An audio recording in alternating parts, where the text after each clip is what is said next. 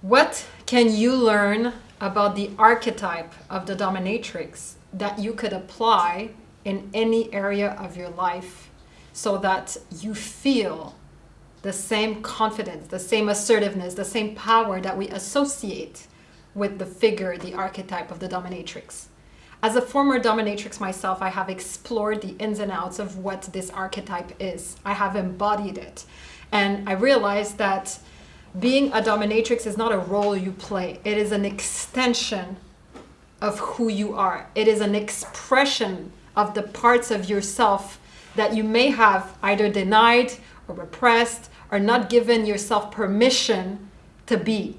And the dominatrix allows you to express, to showcase these sides of yourself that have always been there.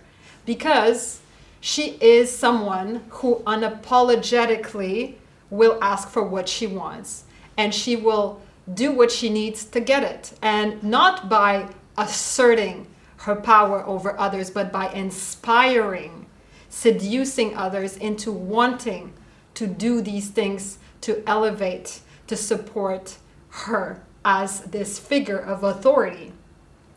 Now, what are some of the things that make a dominatrix such a powerful figure? Something that we all have within us. And as women, we either fall on one side or the other. So the dominatrix is the embodiment of the feminine and the masculine energy.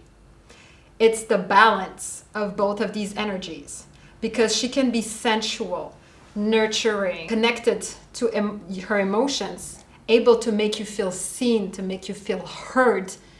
And that feminine energy of being, she is a goddess. She doesn't need to do, she just is in her power, her feminine power. And she receives worship, she receives servitude, she receives adoration.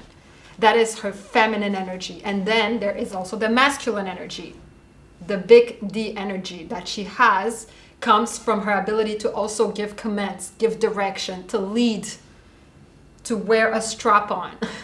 There is this balance of both that she embodies that create the figure of the dominatrix. And the more balanced these two energies are, the more you can tap into the feminine and the masculine at the same time without being too much into the feminine and just waiting for someone to take care of you, and you just sit around and wait for things to happen, and you're unable to really ask and make sure that you get what you want, because maybe you're a people pleaser, maybe you were conditioned to feel like you need to serve others, and you have guilt into asking for what you want because your mind is focused on what can I give? Is he happy? Is he pleased? Is my sub enjoying himself? Bring that into you. Am I enjoying myself? Am I pleased?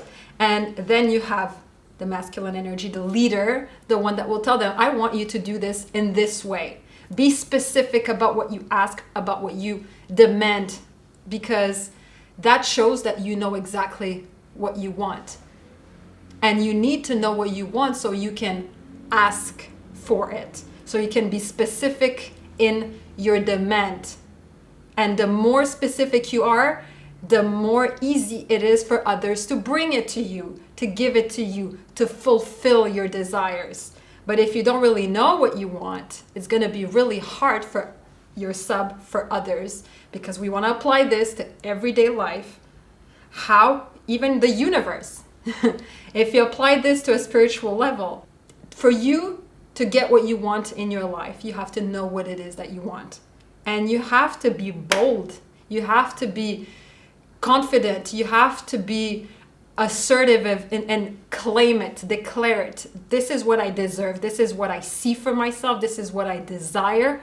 And the more the vision is clear, the easier it will be for it to manifest in your reality. And that comes from the dominatrix energy as well. The dominatrix is clear about what she wants. She demands it, she commands, and she declares, this is how I want it.